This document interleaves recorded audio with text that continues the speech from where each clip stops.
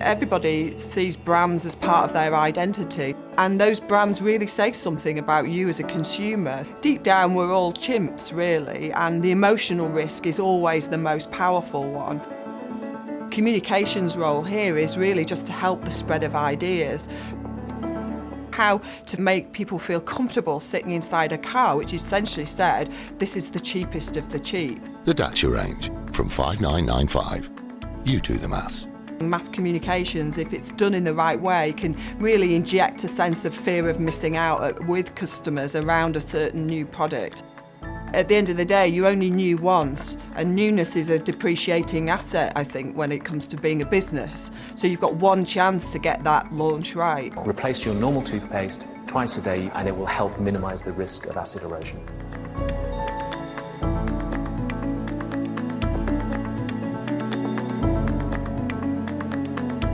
Every consumer has their own risk profile. Some consumers are much more happy to kind of dive straight in. Other consumers are going to be a lot more cautious, and obviously it depends on the amount of money you need to invest in buying the product. So I think there's a real role for communications to either reduce the sense of risk involved in buying a product for the first time, or indeed enhance the sense of reward. And again, there's a number of cases that work that both ways, which have been really interesting this year.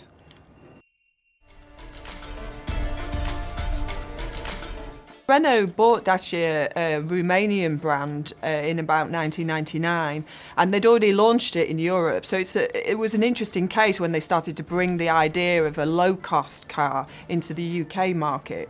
In the beginning of a recession, people have got strategies for just getting themselves through difficult times. And high on their list might not be to buy a car, and particularly not a car with an Eastern European heritage.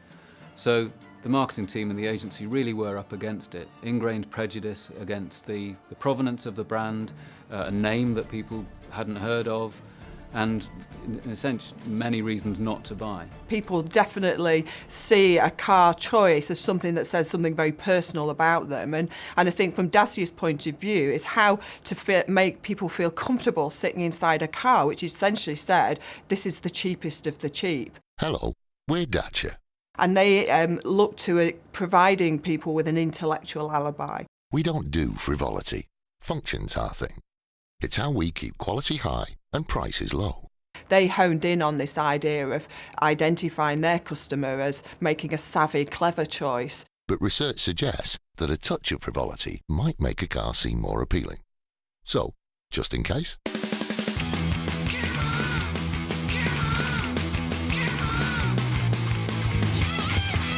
Happy? The Dacia range, from 5995.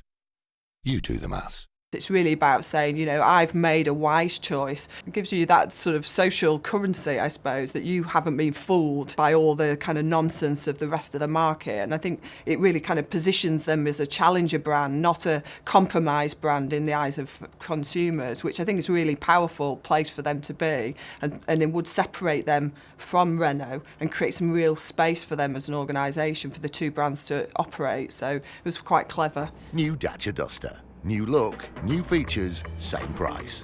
See? You can have it all. The advertising really wrapped up the emotional and the rational into one by saying that good value is represented by getting all the things you need in a car and none of the things you don't. Well, we all love jacket potato, and we all know how long it takes to get one just right. So McCain's came up with a brilliant idea, brilliantly simple, which was to part bake the jacket potato so you could just finish it off in the microwave. Tastes, smells and fluffs like an oven-baked jacket potato, because that's all it is. So even though ultimately it feels like it's just about a performance risk, you know, will it taste good? There's so many emotional risks involved in it. So I think it was a little bit more complex actually, and their strategy to go for the sensory reward, to really upweight the expectation that you're going to get something delicious, it was a really clever move, and actually again was a very simple solution to the problem of scepticism. Ticker topped and on the plate an hour's worth of something great. The oven bakey tasty jacket, and out it comes of this nice packet.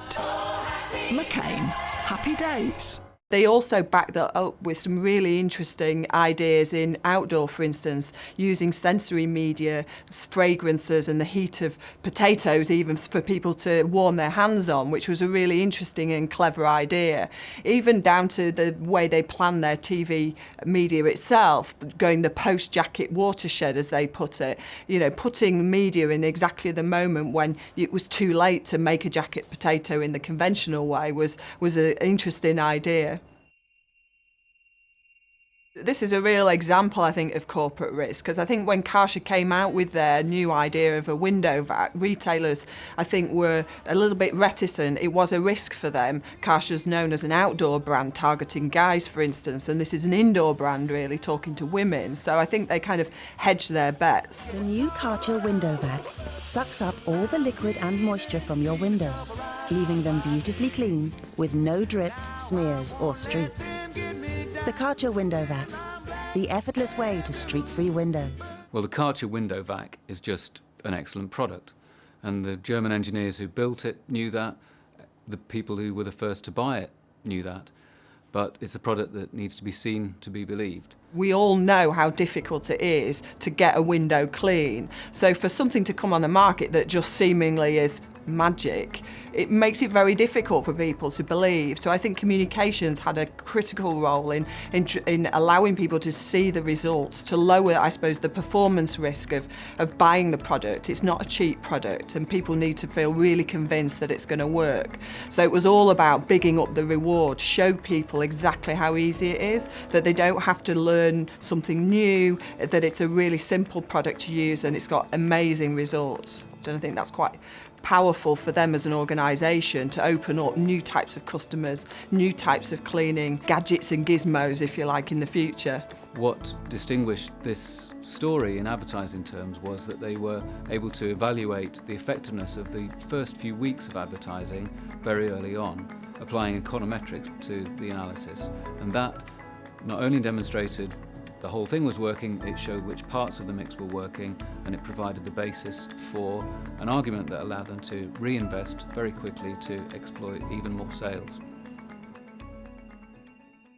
Well, we all know about toothpaste, don't we? They do certain jobs. They clean teeth, they freshen breath, they remove stains, they help with gum disease. And I think acid erosion, people were originally, what is that? Nobody knew about that as a problem. So I think they had to go right back to basics, and Pronamel had to establish the fact there was this problem. Even dentists didn't really want to talk about it. So really they invented a category, and a lot of their communication was about education, not just conveying the benefits of the product, but actually giving people a real reason to want to buy the product in the first place. Acid erosion affects all ages. Often the people at risk of having acid erosion are those with healthy diets, foods such as citrus fruits, vinaigrette dressings. These soften the enamel and lead to the enamel surface wearing away. Well, one of the biggest causes of acid erosion is that healthy lifestyle we're all living. We're eating fresh fruit and we should be fresh fruit and vegetables all the time, and actually there's a problem that causes on the teeth which people weren't aware of. So they had to be very careful about how they position that, because people didn't want to give up the healthy lifestyle. In fact, the people that cared about their health are going to be the people that also care about their teeth.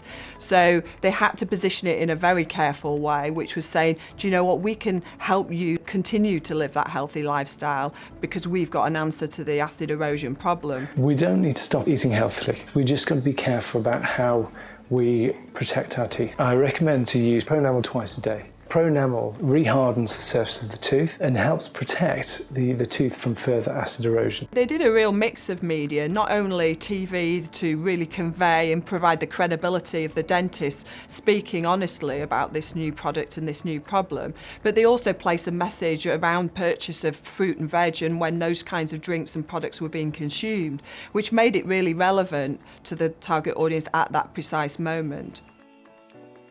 I mean, we've talked a lot about risk in the launch of new products. I think all 4 of these campaigns address that in each in different ways, but there are some underlying themes, and the balance of emotional and rational storytelling in all those ideas is there. Brands like Karcher can now talk to a female audience. Brands like Renault can now access a totally new value segment of the market. Each one of these stories shows how new product development is not just about the short-term benefit, it's actually about the longer-term reward as well. It's important that people have those rational stories to back up the emotional instinct, and I think media plays a really important role, getting those messages right, pricking the instinct, but then providing people with that intellectual alibi that helps them then go and tell their friends about something with real credibility is the perfect balance, I think. One of the great learnings from this story is how mass market communications continues to play a critical role in highly successful new product launches.